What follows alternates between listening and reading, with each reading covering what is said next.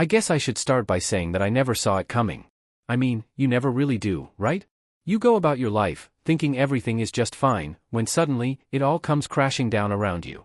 That's exactly how it felt the day I found out my wife had been cheating on me. I know it sounds cliché, but it really was like the ground had been ripped out from under me. You think you know someone, trust them with your life, and then they betray you in the worst possible way. Emily and I had been married for 6 years. We met in college, one of those classic love stories where you lock eyes across the room, and the rest is history. At least, that's how I always like to tell it. We fell in love hard and fast. We did everything together. We studied together, traveled together, and shared our dreams and fears late into the night. It was like we were two halves of the same whole. We were inseparable. I thought I was the luckiest man alive. We got married right after graduation. It was a beautiful day, filled with all the hope and promise that a wedding day is supposed to have. I remember standing at the altar, looking at her walking down the aisle, and thinking that this was the woman I was going to spend the rest of my life with. She looked like an angel, and I couldn't believe that she had chosen me out of all the guys out there. I felt like I had won the lottery. Our life together started off great. We got an apartment in the city, both landed decent jobs, and settled into what I thought was a perfect routine. We had our ups and downs, sure, but who doesn't? Every couple argues sometimes, right? But we always made up, always found our way back to each other. We were always there for each other, or at least, I thought we were. The cracks started to appear slowly. It all started with the little things. Emily began coming home later than usual. She said she was busy with work, and I believed her. Why wouldn't I? She had always been ambitious, always driven to do her best at work. I admired that about her. It was one of the things I loved most about her, that fire in her that made her want to succeed, to be the best she could be. But then she started acting distant. She'd be on her phone all the time, texting someone and smiling at the screen. When I asked her about it, she'd brush it off, saying it was just a friend from work. Just a friend, she'd say, with that smile that used to melt my heart. But now, it made me uneasy. I didn't want to be that guy, you know? The jealous husband who can't trust his wife. So, I let it go. I pushed that gnawing feeling in my gut aside and told myself that everything was fine. But things kept getting worse. She stopped wanting to spend time with me. Our conversations became short and cold. The intimacy between us just vanished. It was like she was a different person. I didn't understand what was happening, but I kept telling myself that it was just a phase, that things would get better. Maybe she was just stressed from work. Maybe she needed some space. I made excuses for her because that's what you do when you love someone, right? You give them the benefit of the doubt. Then one night, I got a call. It was from an unknown number, and when I answered, I heard a man's voice on the other end. He sounded angry, like he was about to explode. He asked me if I was Emily's husband, and when I said yes, he told me that my wife had been sleeping with his best friend for months. He said he had proof and that I needed to know the truth. My heart stopped. I couldn't believe what I was hearing.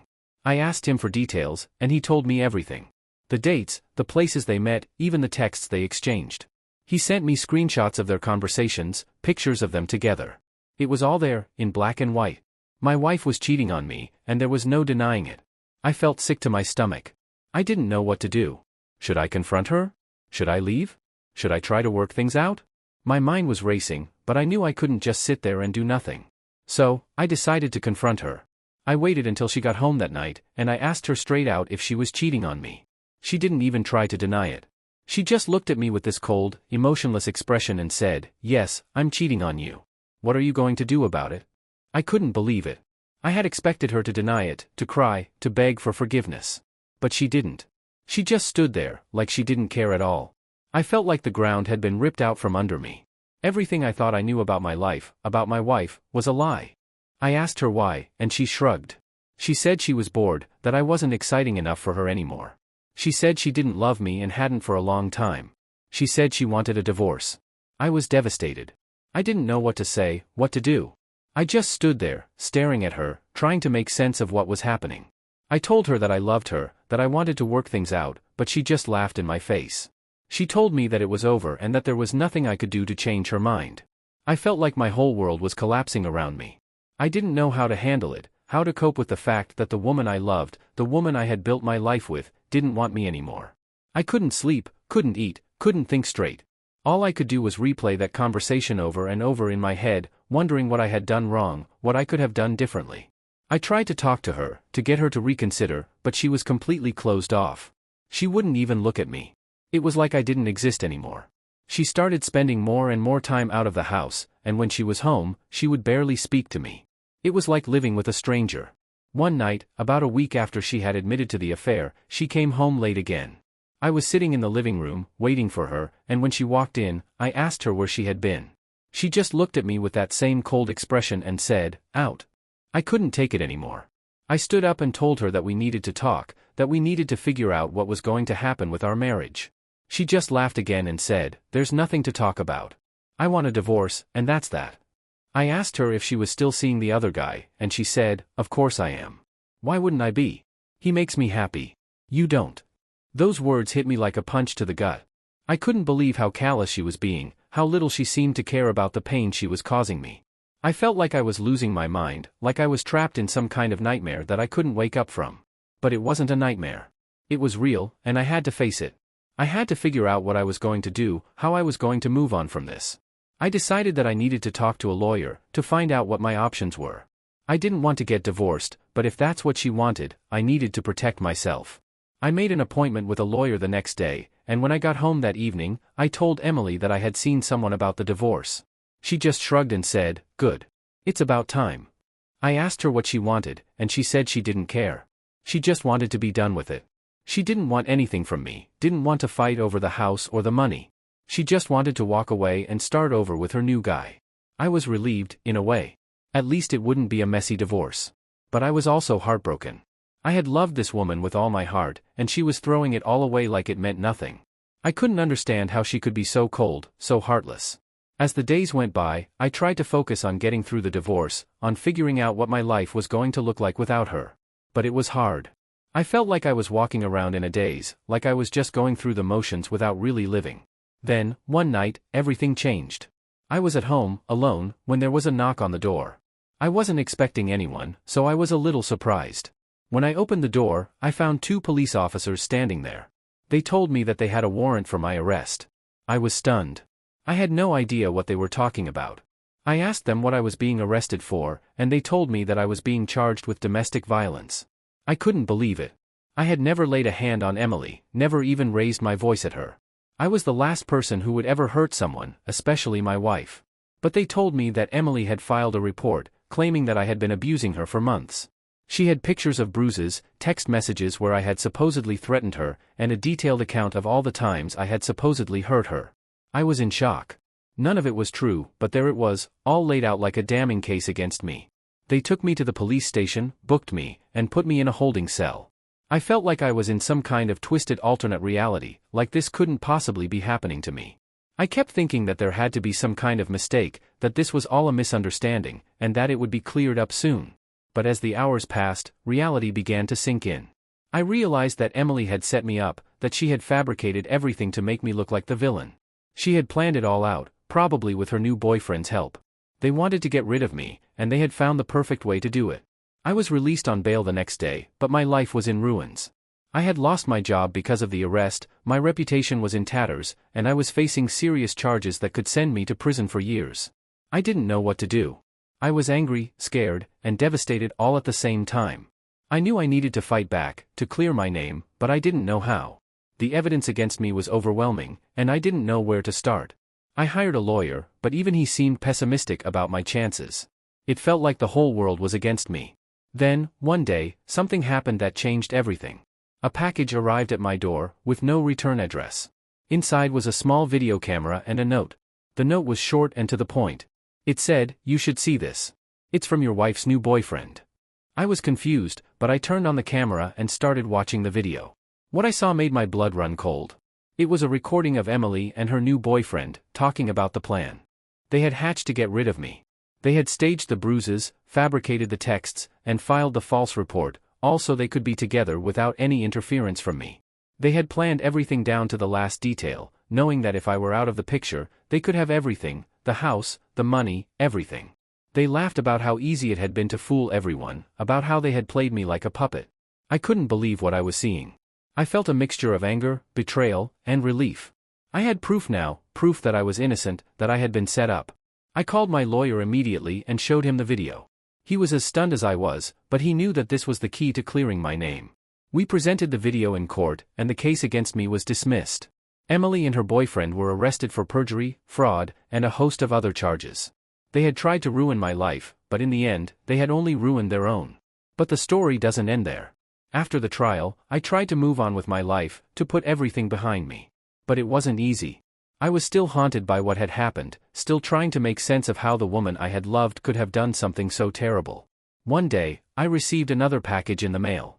This one was from Emily's lawyer. Inside was a small box with a note that simply said, "From Emily." I hesitated before opening it, not sure if I wanted to see what was inside. But my curiosity got the better of me again, and I opened the box.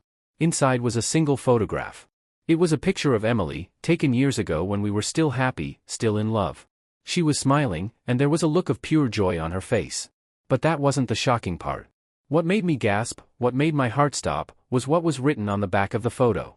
In Emily's handwriting, it said, "I'm sorry. I never stopped loving you." I didn't know what to make of it. After everything she had done, after everything she had put me through, how could she say she still loved me? Was it just another manipulation, another way to mess with my head? Or was it a genuine apology, a last attempt to make things right? I'll never know for sure. Emily was sentenced to several years in prison, and I never heard from her again. But that note, that photo, haunted me for a long time. I couldn't understand how someone could claim to love you and then do something so terrible. I spent years trying to make sense of it, trying to move on with my life. In the end, I had to let it go. I had to accept that I would never have all the answers, that some things just don't make sense. I focused on rebuilding my life, on finding happiness again. It wasn't easy, but I managed to do it. I moved to a new city, started a new job, and slowly, the pain began to fade. But I'll never forget what happened, never forget the lesson I learned from it all. Trust is fragile, and once it's broken, it can never be fully repaired. I learned to be more cautious, to protect myself, but also to appreciate the people in my life who truly care about me. As for Emily, I don't know what happened to her after she got out of prison. Part of me wonders if she ever found peace, if she ever truly regretted what she did. But I try not to dwell on it. I've moved on, and that's what matters. But every now and then, I'll come across that photo, tucked away in a drawer, and I'll feel a pang of sadness. Not for what was lost, but for what could have been. And I'll wonder, just for a moment, if things could have been different if we had made different choices, if we had tried harder to make our marriage work. I sometimes think about the life we could have had if things had been different. I think about the family we might have started, the memories we could have made, the life we could have built together. But then I remind myself that it's all just a fantasy, that the reality of who Emily was and what she did is something I can't change. It took me a long time to get back on my feet after everything that happened. There were days when I didn't want to get out of bed, when the weight of what I had been through felt too heavy to bear. But slowly, I started to heal. I found comfort in the little things, a good book, a walk in the park, the support of a few close friends who stuck by me through it all. I learned to find joy in my own company, to appreciate the peace and quiet of living alone. I started to rebuild my life, piece by piece, until I finally felt like myself again. It wasn't easy, and there were setbacks along the way, but I got there in the end. One thing that helped me move on was realizing that I wasn't alone. When I finally started opening up to people about what I had been through, I was surprised to find that many others had their own stories of betrayal and heartache. It helped to know that I wasn't the only one who had been hurt, that others had been through similar experiences and had come out the other side stronger. I also started therapy, which was a game changer for me. Talking to a professional about everything that had happened helped me process the pain and anger in a way that I hadn't been able to do on my own. It gave me the tools I needed to cope with the emotions that would sometimes overwhelm me, and it helped me start to see a way forward. Eventually, I even started dating again. It was hard at first, trusting someone new after everything I had been through was terrifying. But I knew I didn't want to let what had happened with Emily define the rest of my life. I wanted to give love another chance, to believe that there was still someone out there who could make me happy. And, after a lot of false starts and a few bad dates, I did meet someone. Her name is Sarah, and she's everything that Emily wasn't: kind, honest, and patient. She knows about my past, and she's been nothing but supportive as I've worked through the lingering scars that Emily left behind. With Sarah, I've learned that it's possible to love again, to trust again, even after you've been hurt. We take things slow, and she's always there to reassure me when the old fears start to creep back in. It hasn't been easy, but for the first time in a long time, I feel hopeful about the future. Looking back, I can see that what happened with Emily, as painful as it was, taught me a lot about myself. It taught me about the importance of setting boundaries, of not ignoring the red flags, and of the need to protect myself, even from someone I love. It taught me that I'm stronger than I ever knew, and that I can survive even the worst that life throws at me. But it also taught me about forgiveness. Not forgiveness for Emily, what she did was unforgivable, but forgiveness for myself. For a long time, I blamed myself for what happened, thinking that maybe if I had been a better husband, she wouldn't have strayed. But I've come to realize that what she did wasn't my fault. It was her choice, her decision, and it had nothing to do with who I was or wasn't. I've forgiven myself for staying as long as I did, for loving someone who didn't deserve my love. I've forgiven myself for the anger and the bitterness that I felt afterward. And in doing so, I've been able to let go of the past and move forward with my life.